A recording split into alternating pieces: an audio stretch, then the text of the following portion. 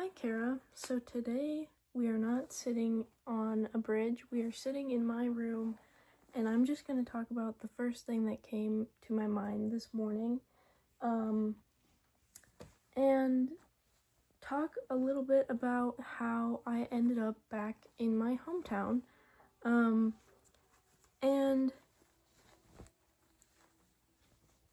the first thing that came to my mind this morning, also I woke up at 11:30, stayed in bed till like 12:30, and that's just been going on oh my gosh, that's been going on pretty much every day since I've been home. I've had some days where I've gotten up earlier, but I hit a low point, I'm not gonna lie, I hit a low point, and now I am here instead of, living it up in the cities, the cities being Minnesota Twin Cities or like Duluth. Love both of those places. Haven't gotten back to those places. Well, it's been a long while since I've been to the cities, but anyway, that's not the point. Like today I just fuck off, dude.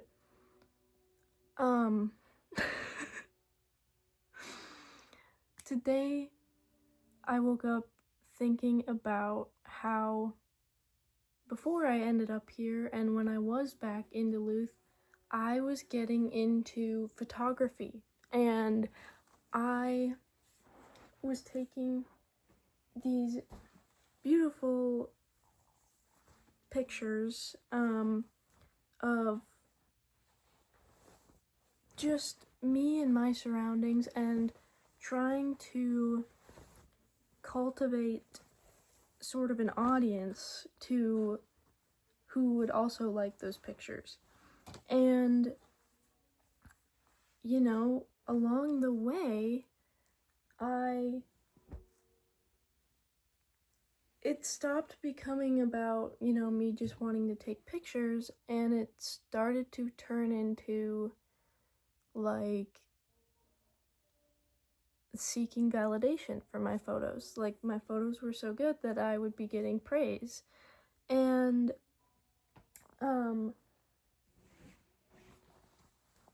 I was doing this very unsafely, like not thinking about who I was sending my photographs to, and not thinking seriously about who I was spending my time with and who were allowed to view my photos, because I thought they were quite pretty, and I just wanted to share them with people, and I wanted other people to think that they were pretty as well. Like, I don't know. And I was in a really weird spot, thinking that my photographs were like the best and that I was the best, and like just having a serious like grandiosity to all of my actions. And all of these things began to spiral, and I was no longer allowed to take those pictures. That's not the right way to put it. I ended up in a mental hospital. Let's just keep it so real. I ended up in a mental hospital, and it was one of that whole stay, I stayed there from the 16th, it was the 15th or 16th of April until May 7th. Yeah, and that was one of the hardest experiences I've ever had to go through in my entire life. So difficult, and it was literally it was like hell on earth. It was terrible, and I hated like every moment of it. And there were people who were more well adjusted to it, but me, coming from a small town where I like trust everyone and like am just like super friendly with everyone, and especially growing up in a small town in the Midwest, like that is kind of what you're used to, is everyone being very kind and compassionate and honest. And that was not my experience at the hospital, which was it confused me a lot, and it made me spiral a lot. But there was one moment in particular when I remember. Hold on, I'm gonna grab more clothes. I guess I could call this like laundry chats or something, because like I'm just going through my laundry and talking to y'all. But that was not my experience at the hospital, and I can't explain how hard it was. There were some moments that Dad's talking. There were some moments where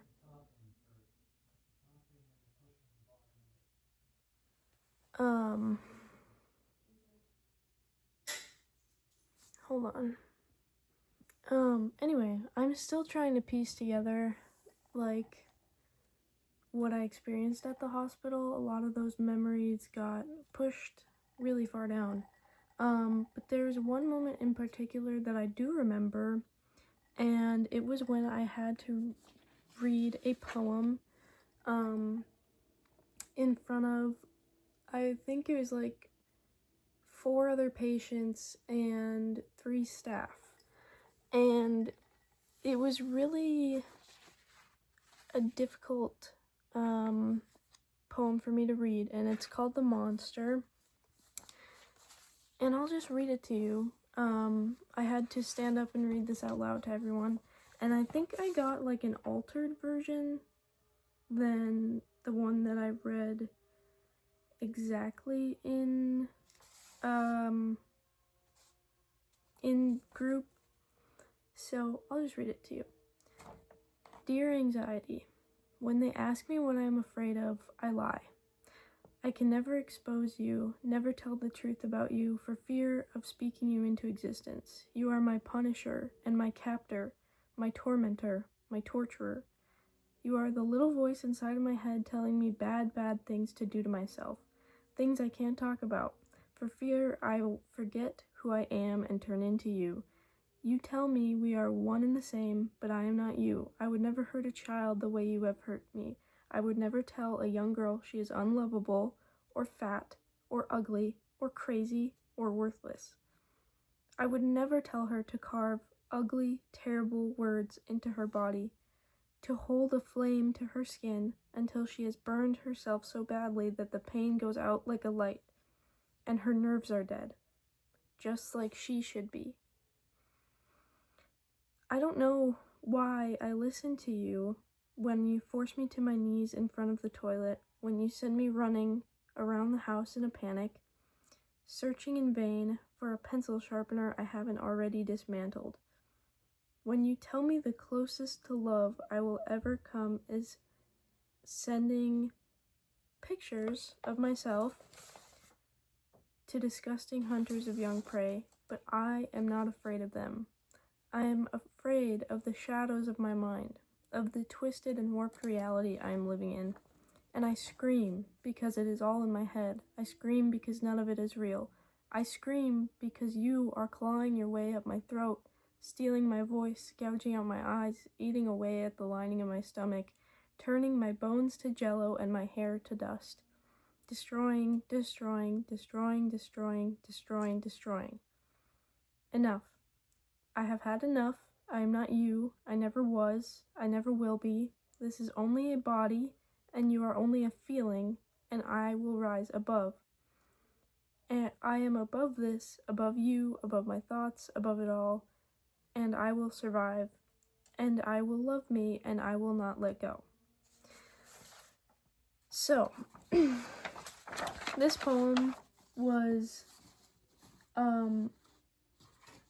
absolutely humiliating for me to read in front of everyone.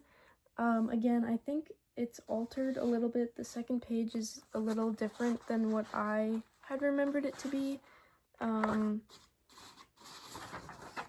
when I read it, but it did give me a serious, like, wake-up call that I was doing these things and, like, searching for love when I already had love in the form of my family and friends who I had already made a long time ago. And I didn't need to show the world my beautiful photography for me to be loved. And,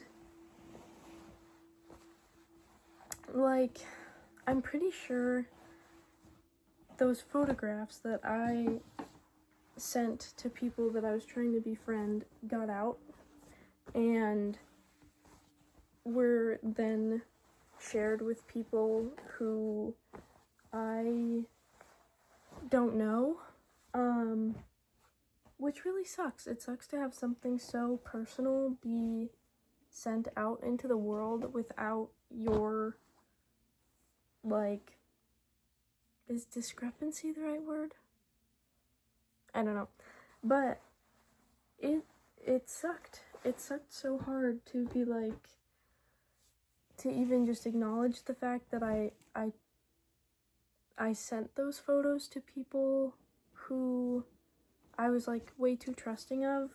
And it sucks to know that, like, my photography was shared without my permission. And, you know, it's kind of like, I don't know what else to say other than it happened. It's in the past, and, like, I'm sure they will, I don't know, like, maybe those photographs that I took will come back and I'll see them again, or I don't know. But I don't think I will ever know who leaked all my pictures and why and what, like, I will never know. I don't think I will find that out. And learning to cope with that is gonna be really hard. I think, like, it's hard to just go from living in a mental hospital where you're like, everything is in a bubble and you don't know what's going on in the outside world, and now I'm here and I'm like, I don't know what happened to my photos. I don't know. And it sucks. Like, it just sucks. But I look out, and with everything going on in the world right now, I'm kind of like, people are gonna forget, right? Like, no one cares about my silly little photographs with everything that's going on in the world, with, like, Elon and Trump having their breakup and the tariffs being so insane right now. But I don't know, you know, like,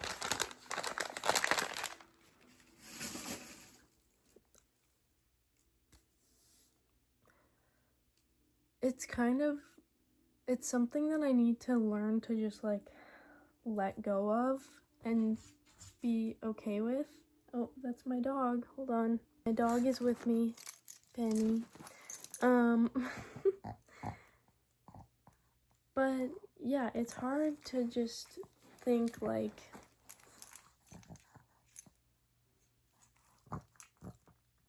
I don't know, like, I was in such a bad place mentally when I sent those photographs to people I was trying to befriend, and now, like, I have to deal with the sort of the consequences of that, and I'm really bummed that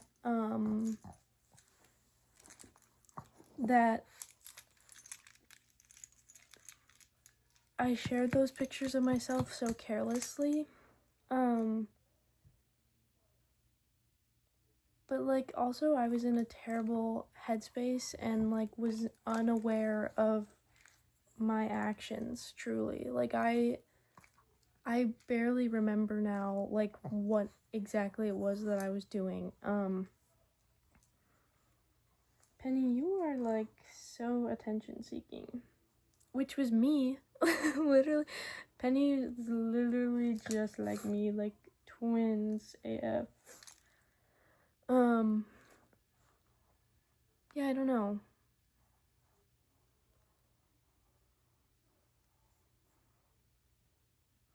But